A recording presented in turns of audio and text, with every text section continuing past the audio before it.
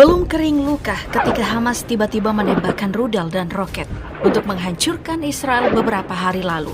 Kini, pemerintah Israel menghadapi potensi konflik lain di perbatasan utaranya dengan musuh yang jauh lebih tangguh, yaitu Hizbullah di Lebanon. Mari kita sama-sama melihat bagaimana sih kekuatan dari militer Hizbullah. Sejak Mei lalu, video pengumuman ini memang telah beredar bahwa Hizbullah akan mensimulasikan penyerbuan pangkalan Israel dalam latihan selama 2 jam di desa Aramta di Lebanon pada tanggal 21 Mei. Selama latihan itu berlangsung, para pejuang bertopeng ini memamerkan berbagai persenjataan yang mereka miliki, menembak dari belakang sepeda motor hingga meledakkan bendera Israel yang dipasang di perbukitan. Latihan ini dilakukan menjelang peringatan Hari Pembebasan, sebuah perayaan tahunan penarikan pasukan Israel dari Lebanon Selatan pada tanggal 25 Mei 2000 lalu dan sengaja dilakukan di tengah meningkatnya ketegangan antara Israel dan Iran. Dan kabar terbaru, Hizbullah dan Israel memang telah saling tembak sejak 8 Oktober lalu. Berawal dari Hizbullah yang menembakkan rudal ke posisi Israel di Sheba Farms sebagai solidaritas dengan Palestina. Militer Israel kemudian menggempur Lebanon Selatan keesokan harinya setelah mendapat serangan lintas batas yang diklaim oleh kelompok bersenjata Jihad Islam Palestina atau PIJ. Namun Hizbullah membantah terlibat dengan serangan PIJ itu. Ternyata serangan bom Israel itu membuat 3 anggota Hizbullah gugur. Mereka pun membalas dengan menembakkan rentetan roket dan mortir ke 2 pos militer Israel di Galilea. Kemudian pada tanggal 11 Oktober, mereka merilis sebuah video kendaraan lapis baja pengangkut personil Israel M113 atau Zelda yang mereka jadikan sasaran di dekat kota Salah di perbatasan dengan Israel. Wah, perasaan warga yang tinggal di Palestina, Israel, dan Lebanon pasti saat ini lagi kacau banget sih. Malam tidur gak nyenyak karena was-was bakal kena serangan bom tiba-tiba. Sedangkan para pemegang saham perusahaan senjata besar di luar sana sedang senang-senangnya karena harga saham sedang melonjak sejak hari pertama Hamas menyerang. Oke, baik, kita kembali ke Hizbullah. Hizbullah ini adalah sebuah organisasi politik dan militer yang berbasis di Lebanon dengan ideologi Syiah Islam yang kuat. Nama Hizbullah dalam bahasa Arab berarti Partai Allah atau Partai Tuhan. Organisasi ini didirikan pada tahun 1982 oleh pengawal revolusi Iran di bawah pengaruh Iran untuk mengekspor revolusi Islamnya dan melawan pasukan Israel yang telah menginvasi Lebanon. Salah satu tujuan utama Hizbullah adalah penghapusan negara Israel. Hal ini tertuang dalam manifesto mereka yang berbahasa Arab di tahun 1985. Berupa perjuangan kita hanya akan berakhir jika entitas ini dilenyapkan. Nah, entitas yang dimaksud itu adalah Israel. Hizbullah memiliki struktur militer dan politik yang kompleks hingga akhirnya menjadi partai politik pada tahun 2005. Selain itu, Hizbullah juga memiliki sayap politik yang aktif di pemerintahan Lebanon dan dianggap sebagai gerakan perlawanan yang mempertahankan hak-hak rakyatnya terhadap intervensi asing, namun dianggap sebagai organisasi teroris oleh beberapa negara barat, termasuk Amerika Serikat dan Israel.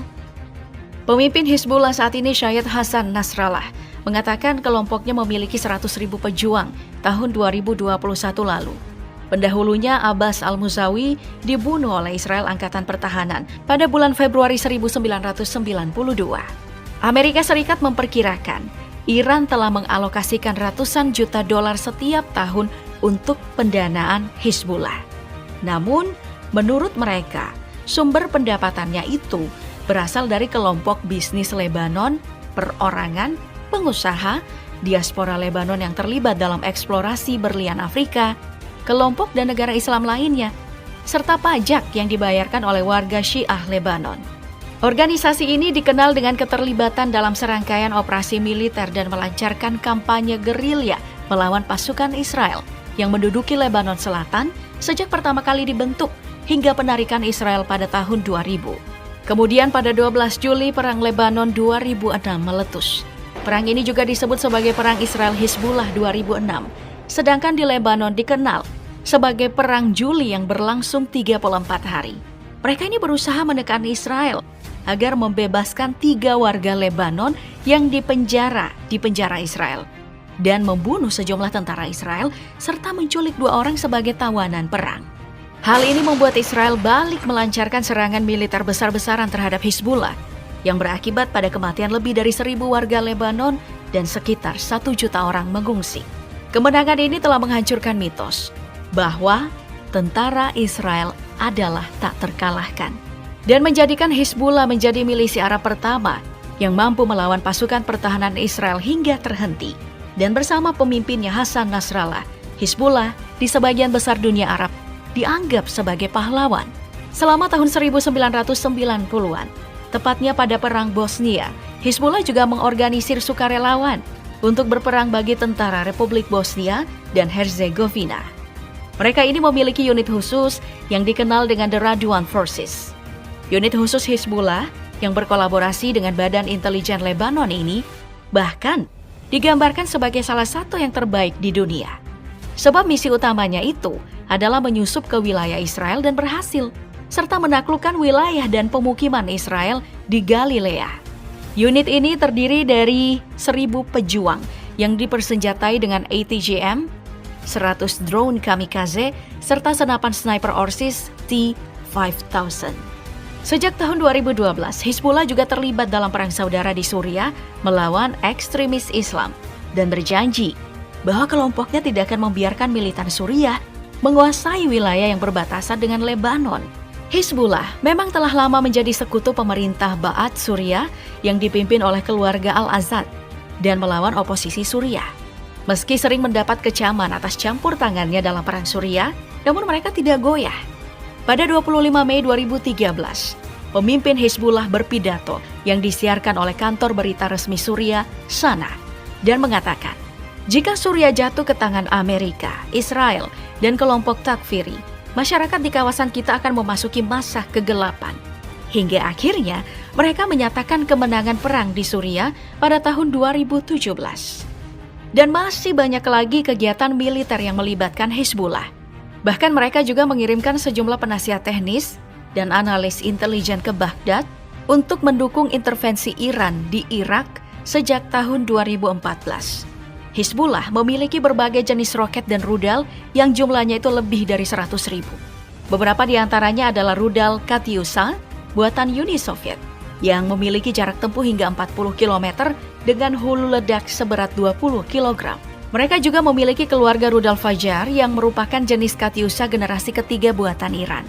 Pertama ada rudal Fajar 3 yang jarak tempuhnya mampu mencapai 43 km dengan hulu ledak sebesar 45 kg.